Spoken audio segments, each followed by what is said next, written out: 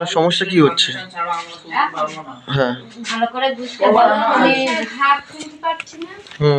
ও রান্না করতে গেছে 2 মিনিট পরে বল। নিচে যাও। আচ্ছা। মাটির সঙ্গে নিচে যাচ্ছে পাটা। বল পাচ্ছি। আমি দাঁড়াতে পারছি উঠে। আর বল দিয়ে দাঁড়াতে পারছি কিন্তু পা তুলে যেতে পারছি না আমি।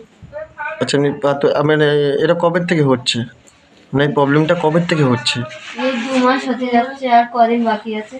আচ্ছা 2 মাস হতে যাচ্ছে। আর ওনার পায়ে কেটে কি করে হয়েছে? পায়ে হসপিটাল থেকে বাড়ি এসে তারপরে থেকে পেয়েছে পা ঘেঁষলে আসতে গিয়ে ওইটা ঘেঁষড়ে, এমনি ঘাটা কিছু নেই, ওই ঘেঁষড়ে ওই অতটা হয়েছে। আচ্ছা, মানে ওনার কি সুগার থাইরয়েড এসব কিছু আছে? সুগার আছে, সুগার প্রেশার এই দুটোই আছে, আর এমনি কোনো ইয়ে নেই। আচ্ছা, মানে সুগারের ওষুধ খান কি উনি? হ্যাঁ হ্যাঁ, অটোমেটিক এসে ওষুধ চলে।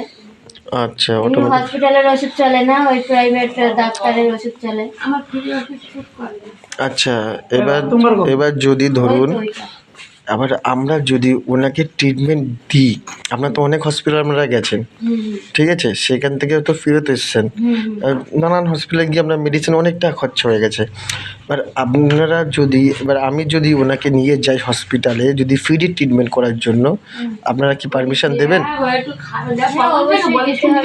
যাতে সুস্থ হয়, নিজের চলাফেরাটা করতে পারে সেইটাই।